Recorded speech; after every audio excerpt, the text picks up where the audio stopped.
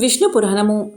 ఔర్వుడు ఇలా చెప్తున్నాడు. రాజేంద్ర, సదాచారవంతులైన గృహస్థులు ఉభయ లోకాలలో మిక్కిలి సుఖజీవులు అవుతారు.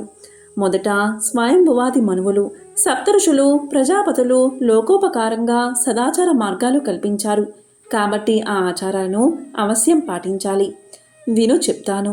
గృహస్థు వేకువజామునే మేల్కొని గురుపాదాలకు, ఇష్టులైన వారి పాదాలకు మనసారా నమస్కారం చేసి శయన గృహం వదిలి తన గ్రామానికి నిరుతి బాగాన 100 గజాల దూరాన వెళ్ళి అక్కడ పగలు ఉత్తరాభిముఖుడు, రాత్రి దక్షిణాభిముఖుడై కూర్చుండి బ్రాహ్మణులకు, అగ్నికి, గురువునకు ఎదురుగా కాక మౌని అయి ముసుగు వేసుకుని మలమూత్ర విసర్జన చెయ్యాలి. వీధిలో, ఊరి నడుమ, పైరుగల పొలాలలో, చెట్టు నీడన, ఆలమందలో, ఏటి నడుమను, వల్ల కాటిలోను, దుక్కి చాలులో, నీళ్ల మధ్యను మలమూత్ర విసర్జనం చేయకూడదు. వట్టి నేలపై చిక్కగా కసువు పరిచి దానిపై విడవాలి. పుట్టమన్ను, గోడమన్ను, నీళ్ళలోని మన్ను, దుక్కి మన్ను, పొలంలోని మన్ను, పురుగు పట్టిన మన్ను ఆ శుద్ధికి ఉపయోగించకూడదు. పరిశుద్ధమైన నేలను తవ్వి తానే ఆ మన్ను తీసుకుని నీటి బుడగలు, నురుగు, పురుగు, దుర్వాసనని నీటితో శుద్ధి చేసుకోవాలి. శుద్ధి చేసుకునేటప్పుడు కేశవాది నామాలు చెప్పుకోవాలి. అలా శుద్ధి అయ్యాక చేతులు, శిరస్సు, భుజాలు, వక్షం, కాళ్ళు జలం చల్లుకుని శుద్ధి చేసుకోవాలి. ఆ తరువాత శిరస్నానం, సంధ్యోపాసన చేసి ఇంటికి వచ్చి దేవర్షి, పితృతర్పణాలు ఇచ్చి ఇష్టదేవతారాధన చేయాలి. తరువాత అతిథి కోసం వాకిటి నిల్చుండాలి. ఆ నిల్చుండం ఆవు దగ్గర పాలు పితికినంతసేపు. అతిథి వస్తే సమనీయంగా లోనికి తీసుకువచ్చి ఆసనం, ఆర్ఘ్యం, పాద్యం, స్నానానికి తగిన ఏర్పాటు చేయాలి. ఇష్టాన పానీయాలతో భోజనం చేయించాలి. విష్ణువే అలా అతిథిగా వచ్చాడు అని ఆ విష్ణువును సద్భావనతో ఆరాధించాలి. ముందు ఏ ఊరు, పేరేమి ఇలాంటి ప్రశ్నలు వేయకూడదు. భోజనం చేసిన తర్వాత విశ్రాంతిగా కూర్చున్న తర్వాత యోగక్షేమాలు అడిగి తెలుసుకోవాలి. అలాగే ఆకలితో చికాకు పడుతూ వచ్చిన వృద్ధులను, బాలులను, గర్భిణులను, కష్టజీవులను ఆదరంగా స్వాగతం చెప్పి అన్న పానీయాలతో వారికి సంతృప్తి కలిగించాలి. అతిథులకు ముందు పెట్టక తాను భుజించి తరువాత వారికి పెట్టడం రౌరవ నరకాన్ని కొని తెచ్చుకోవడమే అవుతుంది. స్నానం, తర్పణం, సంధ్య, జపం, దేవపూజ, హోమం, వైశ్వదేవం, అతిథి సమారాధన చేయక భుజించడం మలభక్షణం చేసినట్లే అవుతుంది. అన్నదానం చేసిన వానికి దేహ గేహ బలం, ఆరోగ్యం, పగవారి వల్ల జరిగే అరిష్ట కృత్యాల వినాశం కలిగి అన్ని విధాలా శుభప్రాప్తి కలుగుతుంది. కనుక గృహస్థు కులాచారం ప్రకారం స్నాన సంధ్యాదృష్టాన తర్పణం, భూతబలి, అతిథి సత్కారం చేస్తూ ఉండాలి. తాను పడమటి దిశ కాక తూర్పు ముఖంగా సుఖాసనం మీద కూర్చుని పరిశుద్ధ పాత్రములయందు గుణభూషణ అయిన ధర్మపత్ని వడ్డించగా దేవతా నివేదన చేసి ఆ ఆహార పదార్థాలను శిష్య, పుత్ర, మిత్ర, బంధువులతో కలిసి ఆరగిస్తూ ఉండాలి. పంచ ప్రాణాలకు ముందు నివేదించాలి. తరువాత ఆ ఆహారాన్ని భుజించాలి.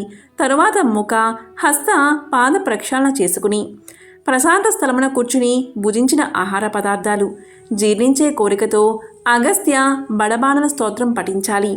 ఆ పైన శాస్త్రగోష్ఠితో పొద్దుపుచ్చాలి.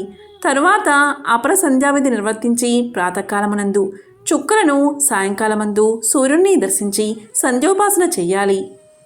తరువాత రాత్రి సంపూర్తిగా భుజించి తాంబూలం వేసుకుని ఇష్టదేవత ప్రార్థన చేసి పాలుపు చేరి నిద్రించాలి. కుక్కిది, ఎచ్చు తక్కువ కోళ్ళున్నది, మరీ పొట్టిది, విరిగినది, మాసిపోయినది, అల్లిక సరిగ్గా లేనిది, పల్చని నేత కలది, నల్లులున్నది అయినా మంచం నిద్రించడానికి పనికిరాదు. మెత్తని దూదిపరుపు, తలగడ, పట్టె మంచం, చల్లగాలి వచ్చే చోటు, తెర, ధూపవాసన నిద్రకి ఆవశ్యకం. తూర్పు దిక్కుగా లేక దక్షిణ దిక్కుగా తలగడ ఉంచుకుని పడుకోవాలి. పడమట, ఉత్తర దిక్కులలో ఏదైనా దుర్భరమైన రోగానికి బీజమవుతుంది. పురుష నక్షత్రములైన జ్యేష్ఠ మొదలైన నక్షత్రములందు, బేస సంఖ్య గల నక్షత్రముల నాళ్లలో, ఋతు దినాలలో తన ఇల్లాలతో వినోదించాలి. పరకాంతను, రజస్వలను, ఇంకొకని యందు మనసుగల మగువను, విచార వ్యవస్థలో ఉన్నదానిని, ఏడుస్తూ ఉన్నదానిని, ఆచారం తెలియని అవలని, కామం ఇష్టం లేని దానిని, బాలింతను, తనపై మోహం లేని దాన్ని, కలహ కంటిని, జారను, చోరను, కుమతిని, కోటి పేదను, తాంబూలం ఇవ్వని దాన్ని, రోగ పీడితను కలియకూడదు. రతితంత్రములలో నేర్పరి, తనపై భయాభక్తులు కలది, సుకుమారి, సుందరాకార, సుముచిత భాషిని, వినయ విధేయతలు, వివేకము, శీలము, విద్య, నియమనిష్టలు కలది, ఆచార వృరాలు, సద్కుల మందు పుట్టినది అయిన ఇల్లాలు కలమాడు అదృష్టవంతుడు. అష్టమి, చతుర్దశి, పౌర్ణమి, అమావాస్య రతికి తగవు. అలాగే పర్వదినాలు, సంక్రమ దినాలు, సంధ్యా సమయం నిషిద్ధాలు.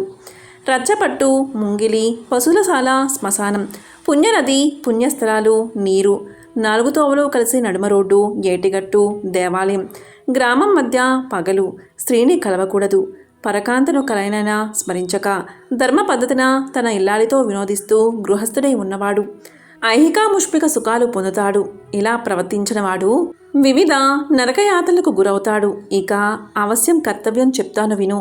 దేవతలను, బ్రాహ్మణుణ్ణి, గోవును మనసారా నమస్కరించి ప్రాతఃసాయం సంధ్యోపాసన తప్పక చేస్తూ అగ్నిహోత్రం చేస్తూ ఉండాలి. తెల్లగా ఉతికి ఆరవేసి మడత చేసిన వస్త్రాలే కట్టుకుని, కస్తూరి పరిమళ చందనం పూసుకుని, చిన్న పూదండ శిరసున తాల్చి, తలా శరీరం శుచిగా శుభ్రంగా ఉండేటట్లు ప్రవర్తిస్తూ, అలాగే శుచిగా శుభ్రంగా ఉన్న పాన్పుపై పడుకోవాలి. ఏ విషయమైనా ఏ సమయమైనా ఎక్కువగా మాట్లాడకూడదు. కోపతాపాలకు, లోభమోహాలకు గురి కాకూడదు. ఎట్టి పరిస్థితుల్లోనూ కళ్ళలాడకూడదు. ఎదుటివారికి వినడానికి కష్టమైన సత్యాన్నే పలకాలి. దూషణ భాషలు ఆడరాదు. పగలెన్నుకోరాదు. ఒంటెను వాహనంగా ఉంచుకునరాదు. వానాకాలంలో ఏటి దగ్గర, గట్టున ఉన్న చెట్టు కింద పడుకోకూడదు. కులాచారం విడిచి ప్రవర్తించేవాడితో, దొంగతో, వెర్రివాడితో, పగవాడితో, పాపపు పనులు చేసేవాడితో, జారచూరులతో, అసత్య భాషునితో, విటునితో, అప్పుల వాడితో, సత్కర్మలు ఆచరించని వాడితో మైత్రి చేయకూడదు. ఒంటరిగా తోవలో పయనించకూడదు. పొంగి పొర్లుతూ ఉన్న ఏటిలో దిగి ఈదకూడదు. కాలిన ఇంటి వద్దకు వెళ్ళకూడదు. మాటిమాటికి బిగ్గరగా నవ్వడం, పళ్ళు కొరకడం, అనరాని మాటలు అనడం, విచ్చలవిడిగా తుమ్మడం, ఊరక తల గోక్కుంటూ ఉండడం దుష్ట చేష్టలని తెలిసిన పెద్దలన్నారు. ఊరక పుల్లలు విరవడం, పగబెట్టి పైవారితో మాట్లాడడం, వడిగా పరిగెత్తడం, గోటితో గోరు తుంచడం చెడ్డ పనులు. మాటిమాటికి మీసం కొరకడం, పాదములతో నెలరాయడం, అరచేతులు పిసుక్కోవడం చెడు పనులు. రాత్రి అమైద్యములో గ్రహ తారికా నక్షత్రాలను చూడకూడదు. ఉదయిస్తూ ఉన్నప్పుడు, అస్తమిస్తూ ఉన్నప్పుడు సూర్యుణ్ణి, దిగంబరై ఉన్న కాంతను, దగ్గరగా వెళ్ళి పీనుగును చూడకూడదు. దూర్త స్త్రీ ఇంటి అందు, తోటల్లోనూ, 4 దోవలు కలిసే చోట, శ్మశానమందు, యుద్ధ భూమిలో, అడవిలోనూ ఒంటరిగా రాత్రి ఉండరాదు. ఎవరూ లేని ఇంటి అందు, ఎవరూ లేని చోట ఉండరాదు. గురువు, బ్రాహ్మణుడు, దేవ విగ్రహం ఎదురైతే తొలగిపోవాలి. హోమ భస్మమును, ముండ్లను, మలమును, తెగిపడిన కేశాలను, ఎముకలను, ఎంగిలిని, స్నానాంతరం తడిసి ఉన్న నెలను ముట్టుకోకూడదు. కొమ్ములు, కూరలు ఉన్న జంతువుల వద్దకు మాటిమాటికి వెళ్ళకూడదు. ఎదురెండ, మంచు, ఎదురుగాలి తలకి తగిలితే వ్యాధి వస్తుంది. దోవతి లేక ఇంటి నుంచి వెలికి రాకూడదు. నిద్రించరాదు. జుట్టు విరబోసుకుని రాత్రివేళ వీధి గుమ్మంలో నిల్చుండకూడదు. కయ్యం, బియ్యం తనకి తగిన వారితోనే చెయ్యాలి. ఎవరితోనూ పగ పెట్టుకోకూడదు. బలవంతుడితో పగ, బలహీనుడితో చుట్టరికం, చాటుమాటుగా ఎవరికైనా ధనమివ్వడం, కోరి కలహాలకి కాలు దువ్వడం కాని పనులు. కాలితో కాలిని తోమడం, కేశం విరబోసుకుని ఉండడం, ఇటు అటు నడుస్తూ భుజించడం, తాగడం, నిల్చుని ఆచమించడం చెయ్యరాదు. ఎండలోనూ వానలోనూ తప్పక గొడుగులు ఉపయోగించాలి. రాత్రి అడవిలో వెళ్ళేటప్పుడు ఏదైనా ఆయుధం పట్టుకుని వెళ్ళాలి.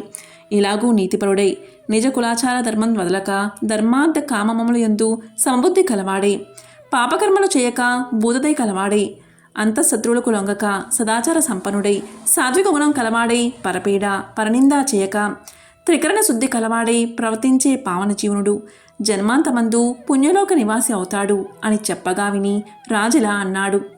భృగువంశ తిలక, ఇంతవరకు వినవలసిందంతా నీ ముఖతః వివరంగా విన్నాను. ఇకపై పితృకర్మకాండ వినాలని ఉన్నది. దాన్ని వినిపించు అనగా భార్గవనందనుడు ఇలా చెప్పడం ప్రారంభించాడు. విష్ణు పురాణము. ఓం నమో నారాయణాయ.